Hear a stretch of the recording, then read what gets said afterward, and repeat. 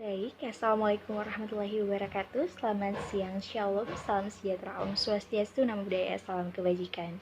Nah, di sini saya membuat video untuk memenuhi tugas saya sebagai pengganti UAS dalam mata kuliah Filsafat Hukum yang diampu oleh Pak Roni Solustianto Luhukai.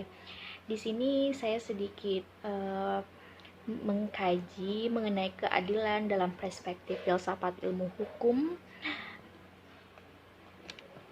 Saya akan mulai mengenai isi dari makalah yang saya akan paparkan. Ukuran mengenai keadilan seringkali ditafsirkan berbeda-beda.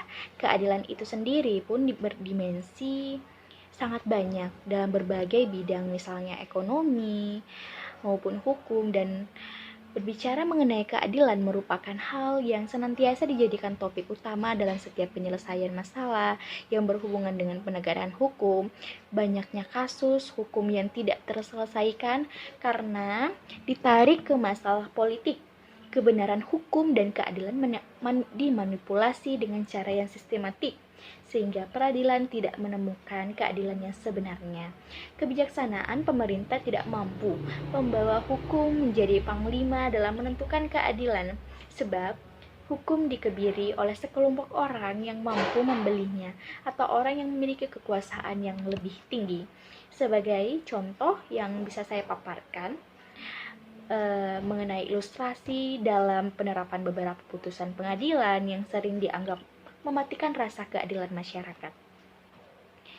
Misalnya dalam putusan bebas yang dijatuhkan oleh Majelis Hakim Pengadilan Negeri Jakarta Selatan beberapa waktu lalu terhadap terdakwa dalam kasus korupsi Bank Mandiri yang dituntut oleh jaksa 20 tahun penjara, mengundang beberapa pro dan kontra berkaitan dengan pengusutan pelanggaran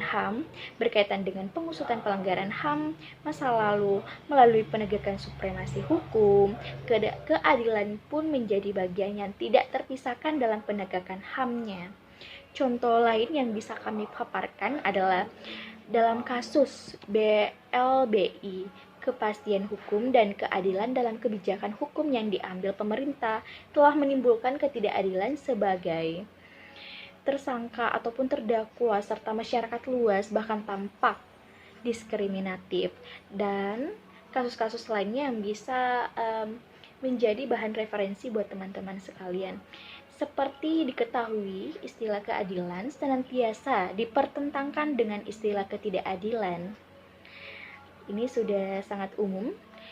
Di mana ada konsep keadilan, maka di situ pun ada konsep ketidakadilan. Biasanya keduanya disandingkan, dan dalam konteks kajian hukum ada banyak contoh ketidakadilan yang merupakan antitesa dari keadilan dalam bidang hukum, misalnya di Indonesia, seperti keadilan dalam kasus Poso terhadap rakyat yang kecil, kasus Prita, ketidakadilan pemberitaan, ketidakadilan pembagian BLT, ketidakadilan gender dalam masyarakat daerah, ketidakadilan dalam pemecahan masalah hukum, dan lain sebagainya yang tidak bisa saya jelaskan. Bahkan membahas sesuatu yang tidak biasa dalam memaknai keadilan yang terkait dengan substansi yang ada di dalamnya. Keadilan akan dibenturkan dengan keraguan dan ketidakadilan. Bahkan sesungguhnya keadilan tidak akan berdaya tanpa ketidakadilan dan keraguan. Membahas konsep keadilan menurut yang saya kaji, yang kemudian akan dibenturkan dengan ketidakadilan dan keraguan itu sendiri, akan memasuki medan wilayah non-sistematik atau anti-sistematik, bahkan hampir bersifat aporistik. Karena berbicara keadilan ketidakadilan, keraguan, kita berdiri pada wilayah yang labil atau goyah ataupun cair. Oleh karena itu, keadilan hukum dianggap plural ataupun plastik dapat goyah, seperti itu. Keadilan dalam literatur serta sering diartikan sebagai suatu sikap dan karakter yang membuat orang melakukan perbuatan dan berharap atas keadilan adalah keadilan. Sedangkan sikap dan karakter yang membuat orang bertindak dan berharap ketidakadilan adalah ketidakadilan secara umum. Dikatakan bahwa orang yang tidak adil adalah orang yang tidak patuh terhadap hukum, dan orang yang tidak fair atau tidak memenuhi hukum, maka orang yang adil adalah orang yang patuh terhadap hukum dan fair. Karena tindakan memenuhi ataupun mematuhi hukum adalah adil, maka sesuatu tindakan perbuatan hukum oleh legislatif sesuai dengan aturan yang ada adalah adil. Sebenarnya cukup simpel.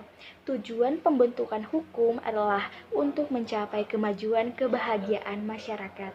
Maka, sesuai tindakan yang cenderung untuk memproduksi dan mempertahankan kebahagiaan masyarakat adalah seadil-adilnya. Keadilan sebagai bagian dari nilai sosial memiliki makna yang amat luas tentunya. Bahkan pada suatu titik bisa bertentangan dengan hukum sebagai salah satu tatanan nilai sosial. Suatu kejahatan yang dilakukan adalah suatu kesalahan, namun apabila hal tersebut bukan merupakan keserakaan, tidak bisa disebut menimbulkan ketidakadilan. Sangat miris tentunya.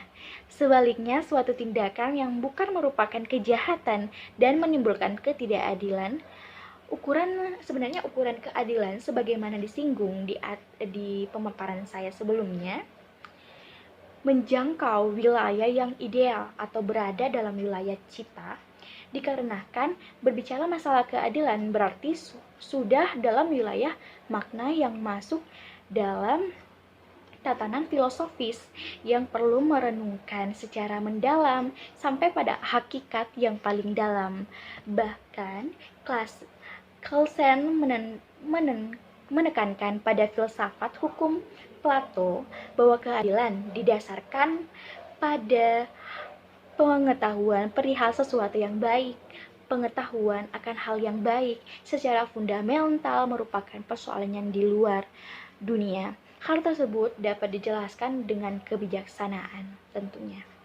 Jelas bahwa keadilan masuk ke dalam kajian ilmu-ilmu filsafat yang saat ini menjadi tugas kami.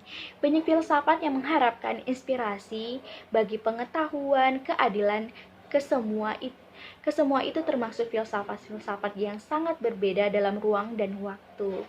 Keadilan merupakan salah satu contoh materi atau forma yang menjadi objek filsafat. Sekian pemaparan dari saya. Wabillahi taufiq wal hidayah. Wassalamualaikum warahmatullahi wabarakatuh.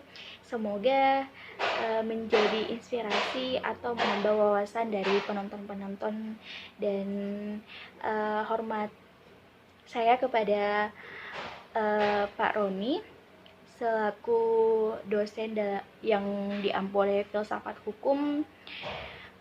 Assalamualaikum warahmatullahi wabarakatuh. Selamat siang, shalom, salam sejahtera, om swastiastu, namo buddhaya, salam kebajikan.